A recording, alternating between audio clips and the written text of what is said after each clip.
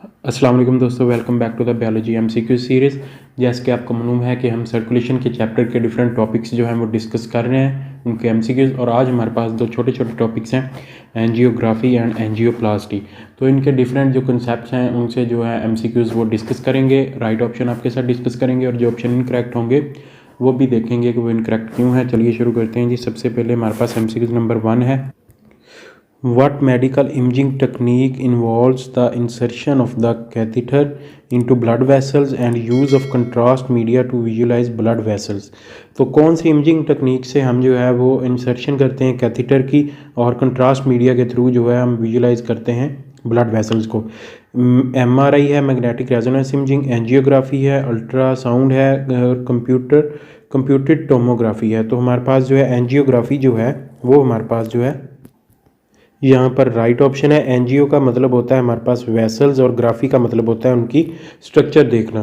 तो हमारे पास जो है ब्लड वेसल्स की स्ट्रक्चर देखने को एंजियोग्राफी कहते हैं। एमआरआई, अल्ट्रासाउंड और कंप्यूटर टोमोग्राफी जो है, सिटी स्कैन जो है, ये हमारे पास डिफरेंट बोन्स और दूसरे टिश्यूज़ हैं जिनमें हमारे पास किडनी वगैरह, लंग्स वगैरह आ जाते हैं, तो उनके लिए जो है ये यूज़ किया जाता है। नेक्स्ट है हमारे पास क्वेश्चन नंबर 2 है, what is the purpose of fluorescence what is the purpose of fluoroscopic guidance in angiography?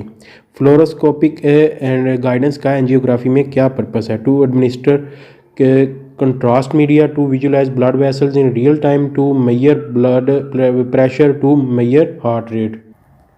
Heart rate को हम मॉनिटर करते हैं हार्ट बीट के थ्रू। जितनी हार्ट बीट होंगी पर मिनट वो हमारे पास जो है वो हार्ट रेट होगा।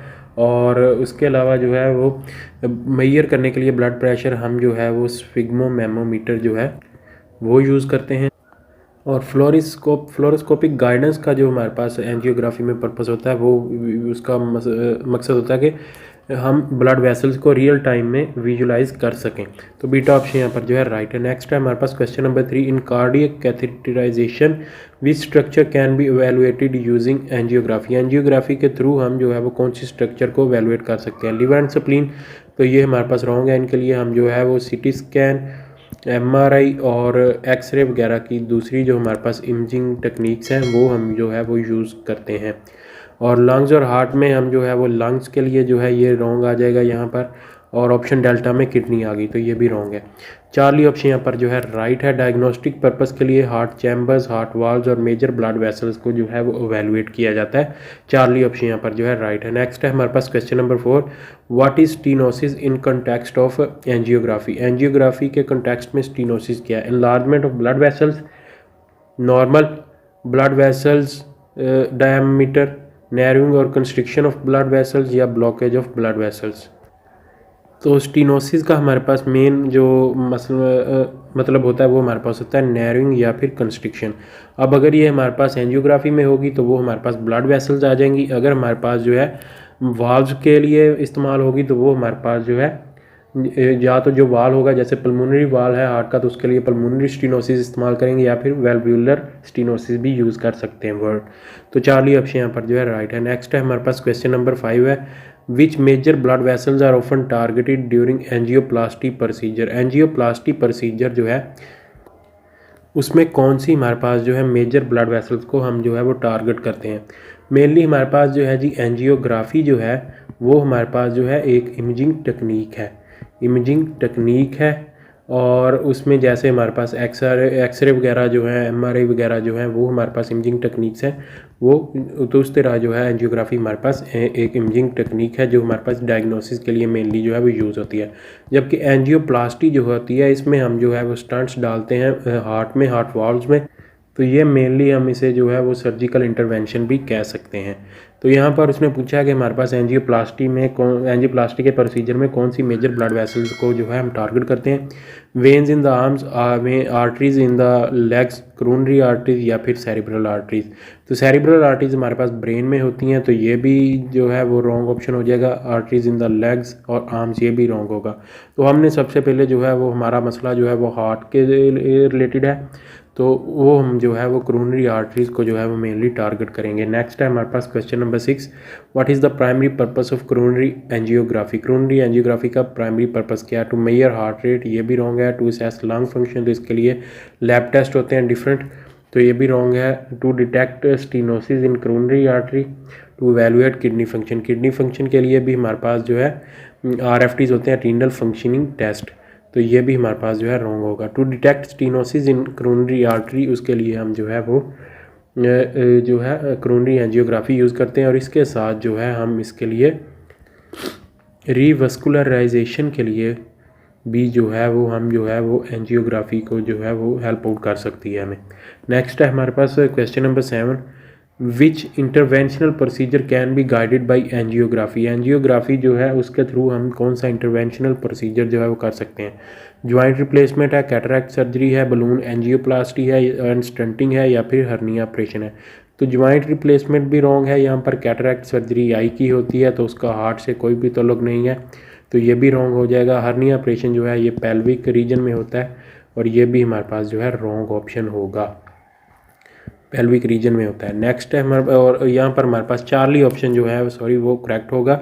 बलून एंजियोप्लास्टी और स्टेंटिंग के लिए एंजियोग्राफी को जो है वो यूज़ कर सकते हैं। नेक्स्ट है हमारे पास क्वेश्चन नंबर 8 है, what is the utility of angiography in vascular abnormalities.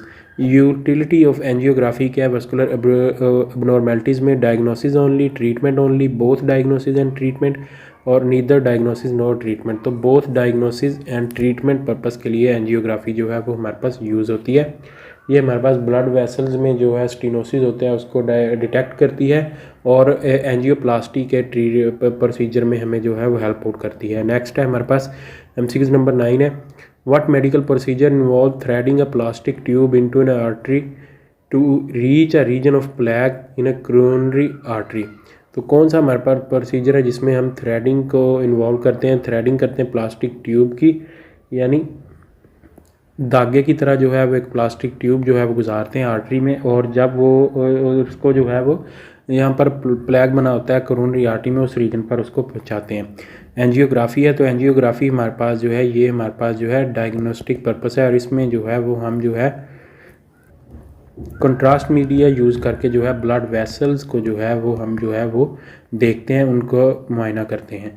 जबकि एंजियोप्लास्टी यहाँ पर जो है वो हमारे पास राइट है, इसमें जो है वो हम स्टंटिंग के जो है प्रोसीजर में भी इसको यूज़ करते हैं, और इससे जो है वो हमारे पास धागे की तरह एक प्लास्टिक ट्यूब जो है वो गुजारते हैं, और वो जाकर जो है वो बॉडी में जिस जगह पर हमारे पास जो है प्लग बना होता है उस जगह पर जाकर जो है वो ब्लड वेसल्स को ओपन करने के काम आता है। कार्डियक कैथेटराइजेशन ये भी हमारे पास जो है रॉन्ग ऑप्शन है, और कोरोनरी बाईपास सर्जरी भी रॉन्ग है।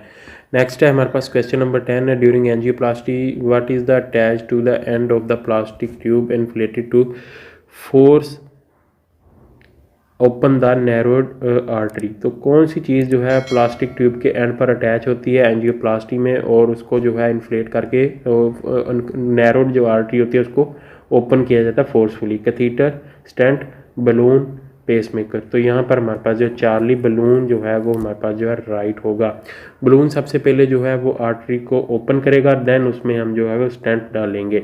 नेक्स्ट है हमारे पास क्वेश्चन नंबर 11 है, what is the purpose of using stents in angioplasty. Angioplasty में स्टेंट्स यूज़ करने का पर्पस क्या है? To inject contrast media, to measure blood pressure. तो ब्लड प्रेशर हम स्फिग्मोमीटर की मदद से यूज़ करते हैं, मेजर करते हैं।